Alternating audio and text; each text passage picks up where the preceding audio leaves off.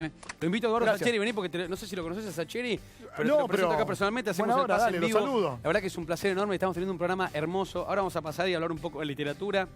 Uno de los grandes escritores argentinos. Bienvenido, Eduardo, querido. ¿Cómo andamos? ¿Bien? ¿Todo tranquilo? estás? Luis ¿Cómo Bremer. andás? Un gusto. Hola. Un placer. Bienvenido. Oh, Es así, venga acá. como entra uno, sale Ahí va. otro. Gracias, Nene, Benito. chau, Placer nos enorme. vemos. Cuídate mucho, ¿eh? Gracias. Un placer enorme. Tome asiento, señor. Bienvenido. ¿Cómo Muchas andas, gracias. Sacheri? No sé, desde la madrugada creo que no te veo. Una vez que viniste de unas 5, a veces un montón, hace varios Sí, años. hace como 3 o 4, Hace puede varios- ser. Estamos más jóvenes.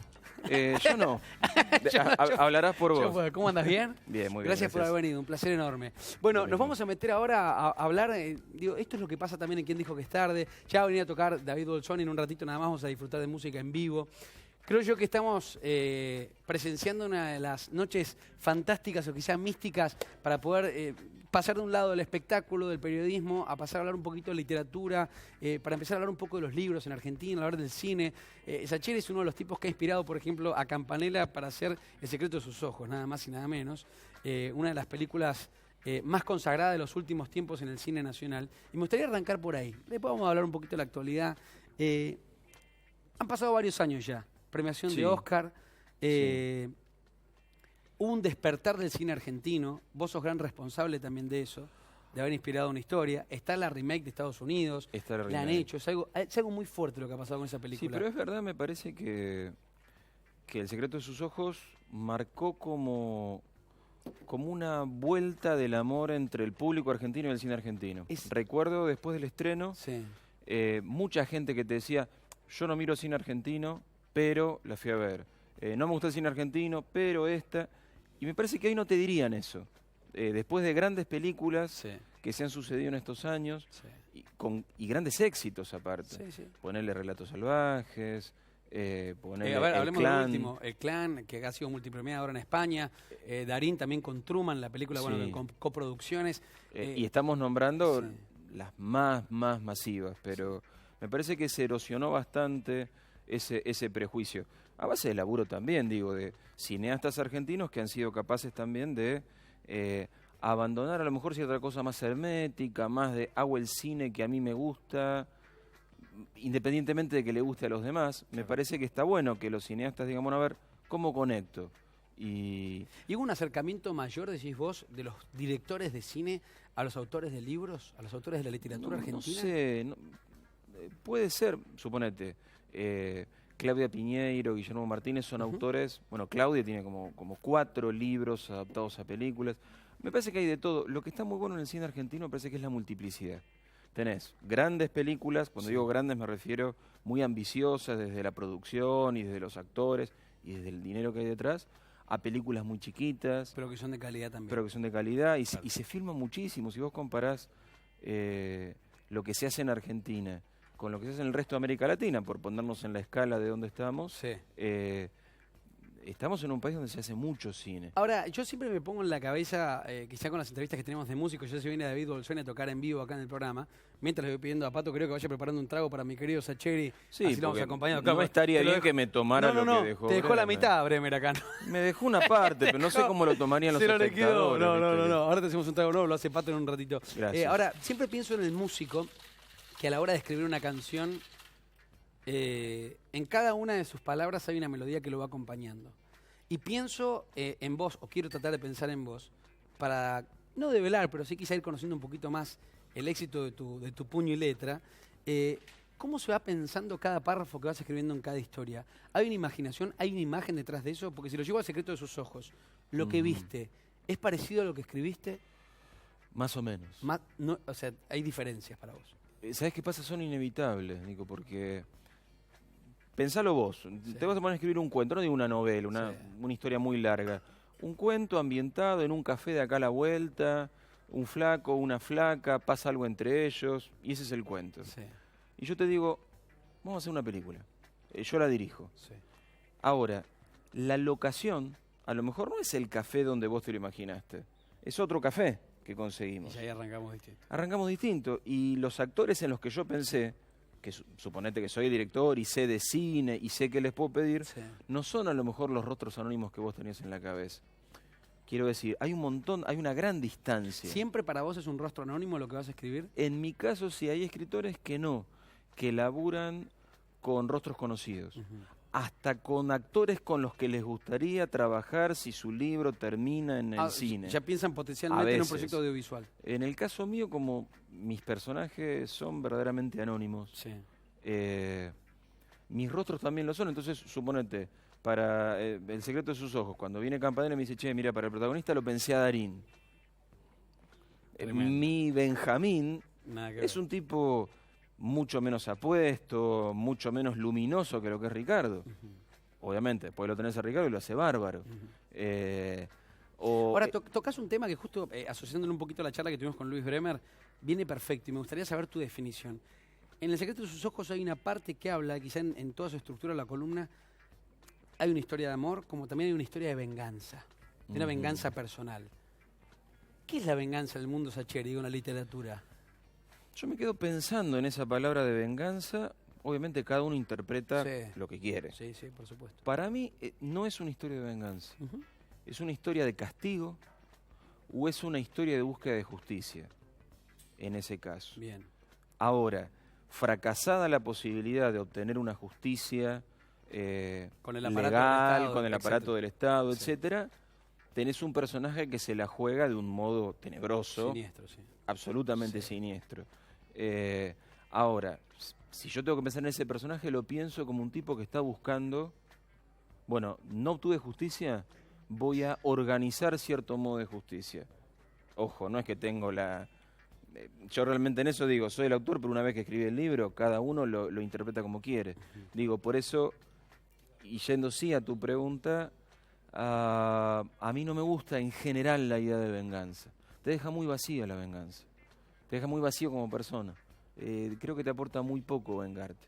Otra cosa es tratar de emparejar las cosas y que sean justas. Eso es otra cosa, que sí me interesa y que sí deseo. ¿Cómo se llama eso?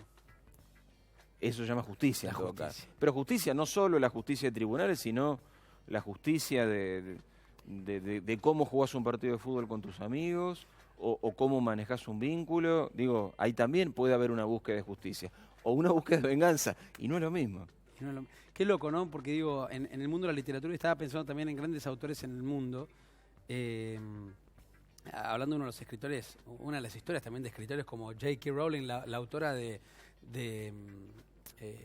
siempre se me va el nombre, me sale El Señor de los Anillos, y es Harry justamente Potter. Harry Potter, que Ujú. ahora va a sacar un libro nuevo. Una historia que justamente indica la vida dentro de la escritora como una mujer que el único espacio que tenía para poder escribir sus historias era en un café, donde allí, bueno, el éxito de su historia hizo que termine siendo una persona multimillonaria, no solamente Sí. económicamente, sino también por el éxito de su propia historia. ¿Con qué te sentirías rico, con qué te sentís rico? Digo, ¿con la historia o con la ganancia de un libro? Nah, yo me siento rico con la posibilidad de escribir libros. Estoy recontra hecho. ¿Es difícil dedicarse a la literatura acá en Argentina? Sí, es difícil. ¿Por qué? No hay apoyo. No, ¿sabes Hola. qué pasa? No somos un mercado tan grande y no tenemos tanta gente que lea, así de simple. Ojo, a mí me va bien. Y cuando digo yo, entre los libros y el cine, Sí, casi que podría prescindir de ser profesor de historia. Lo sigo siendo porque me gusta. sí. En este momento yo puedo decir, mira, con un pie en el cine, en la escritura de guiones me refiero, y un pie en la literatura podría vivir. Pero eso te puedo decir desde hace 3 o 4 años y no sé por cuánto tiempo más. Quiero decir, capaz que de acá a 3 o 4 años mis libros se van vendiendo menos o no pego otro éxito cinematográfico y vuelvo a no poder vivir de la literatura. Claro. ¿Por qué? Porque no se venden tantos ¿Y qué libros. sentís con que digo, una misma película, en este caso El secreto de sus ojos, se rehaga en los Estados Unidos con personajes de la industria de Hollywood? Digo, A mí me tu historia gusta. otra vez, por más que sea distinta, vuelve a ser interpretada a los ojos de otro director. Mirá, me gusta como desafío. La vi la película, ¿Y qué pasó? me gustó. ¿Te gustó más que la versión argentina? o No. No. No, pero me pareció que está buena.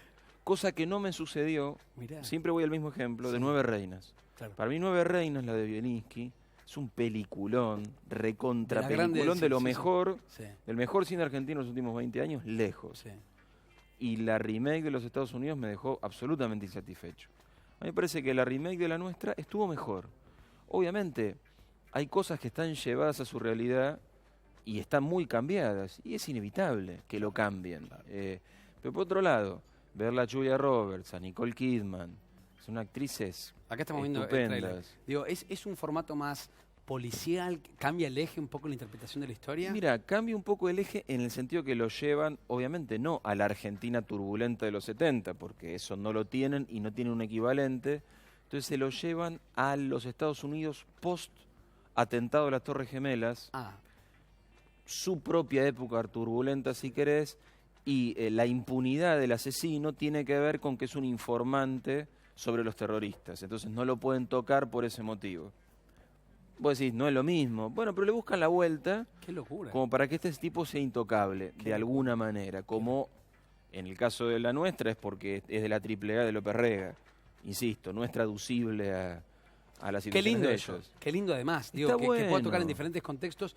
Está Vayamos un bueno. poco a esa profesión que además también que es justamente el ser profesor. El poder enseñar. Sí. Eh, Yo lo amo, mis alumnos no, No. creo que estén de acuerdo, pero bueno, todo no se puede. Si tengo que elegir entre la felicidad de ellos y la mía, elijo la mía. Qué grande. Se los digo igual. Enseñar historia no es fácil.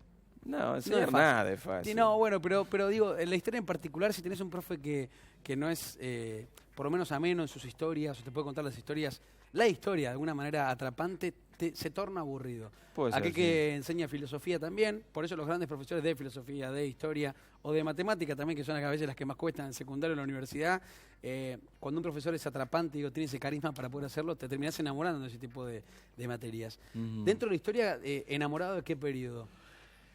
Mira, a mí el que más me gusta es la historia contemporánea argentina, ponele del peronismo a los 80. ¿Ves cosas similares a lo que está pasando hoy? Es muy difícil. Porque si vas a Gerchunov te dice que la historia es cíclica. ¿Coincidís con esas no, cosas? Bueno, me no. encanta, te empezás a pelear con historiadores. No. Lo que pasa es que somos siempre hombres, entonces hay ciertas reacciones que tendemos a repetir, pero porque nuestra vida es un ciclo. Entonces tendemos a ver ciclos en todos lados. Pero esos ciclos, digo, a verlos en ciclos.